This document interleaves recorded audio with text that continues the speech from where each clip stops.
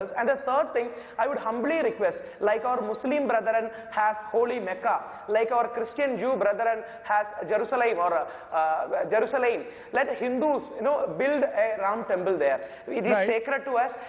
We can have all sort of negotiation, settlement and everything. But if it can be, like you earlier showed, Hindus helping to build a mosque, or if our Muslim brethren can come forward and help build a grand Ram temple.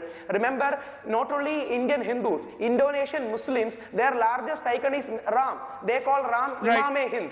Ram is their greatest cultural icon. Their airline's name is Garuda Airways. So Ram is a cultural symbol. So if you can help that get achieved, I think it will be a new beginning in India. Will it be a new beginning? Shazia Ilmi, you come from Kanpur, from Uttar Pradesh.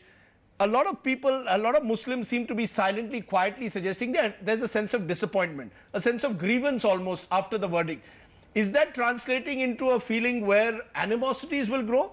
Or is that translating into a feeling as, let's perhaps work out a compromise? Do Muslims feel that they are in a position to work out a compromise? Would young Muslims like to, for example, see a mosque and a temple coexist on the Ayodhya site?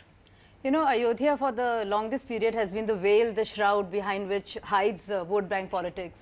And it's very nice of Gul and Ranveer to say what they're saying. And it's very utopian, I feel, and very idealistic, because that's really what we've seen religion and politics to be in our country. Are you saying the young are utopian and idealistic, that they are blind to the reality? I would love that Gul and Ranveer are being blind to the reality. It's a very, some would say, a very Mumbai idealistic way of looking at the world. Exactly. And I also, not entirely, if you go to smaller towns, if you go to Mofussil towns, if you go for Muslim concentrated areas in Lucknow and Gonda, you will see there is a sense of disappointment with the way judgment has been. But if you really ask them and say, what do you want? Do you want a better credit facility? Or the masjid? They'll say, we want that. Do you want a better credit? Yes, yes. People want Bijli, Sadak and Pani in Uttar Pradesh today ahead of Mandir or Masjid. Go quietly to the Begamganj area of Kanpur, predominantly Muslim, and ask them, quietly ask them, what do you want? Do you want electricity? 20 years, there's been only 8 hours of electricity every day. So you're coming back to the basic necessities, and you made a point about vote bank politics that I want to get in Hamidullah Saeed. Hamidullah Saeed, somewhere down the line, there's a feeling even today, a day after the Ayodhya verdict, the noises are coming from the politicians. We are angry with the verdict. Ram temple must be built. It's the politicians who are playing the vote bank politics. Doesn't that worry you? Look at the Congress reaction. The Congress is silent for fear of antagonizing one community or the other. That's not the way a progressive polity is built. You see, the matter has been adjudicated by the High Court. Right. And if any party is aggrieved by the ruling of the High Court, it always has the option of, appealing to the apex court against the impugned order. So I don't think that it is necessary for any political outfit to have a comment on that. But do you agree that any party which is having... Mr. Saeed, do you agree that your seniors do practice vote bank politics, that when they look at Ayodhya, they see how many votes will I get by taking a particular stand? That's the nature of our politics, that we've used the minorities in particular as a vote bank.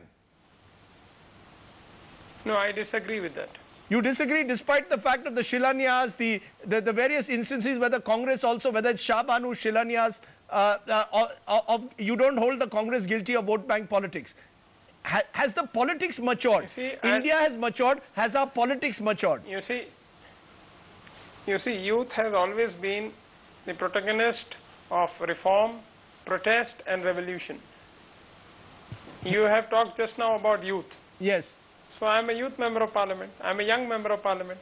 Will you? So why are you talking about what is past, what is history? Okay, so for you, Ayodhya is history. You want to look ahead, right?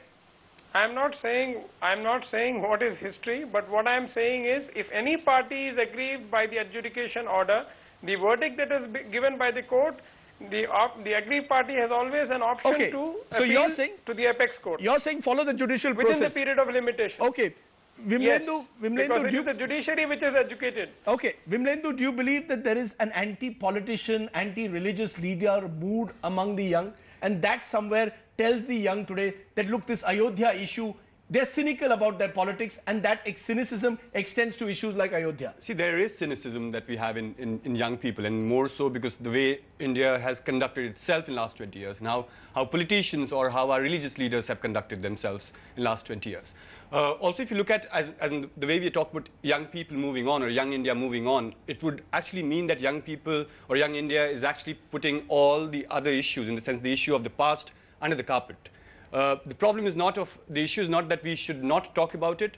In the past, when I used to teach, like we work with young people, and every time we talk about religion, every time we have to talk about Ayodhya, there is some kind of misfortune that we bring in, some kind of a different kind of a debate that we bring in. So you're saying the young must confront the ghosts of the past and move on. And that's First, you must confront the ghosts of the past. It's about the maturity of the young as much as it is the maturity of the politicians, because I don't want to give credit to politicians for this particular behavior of the country. Okay, Gul Panag, some are suggesting that maybe you're utopian when you say, look, communal harmony is important, because while there's communal harmony, as we showed in an expose a couple of weeks ago, if you have a Muslim surname, it's difficult to get a house, for example, in Mumbai. Absolutely. So there is that part of India as well. So while we've been mature about Ayodhya verdict, religious identities still seem to matter. Religious antagonism still extend below the surface.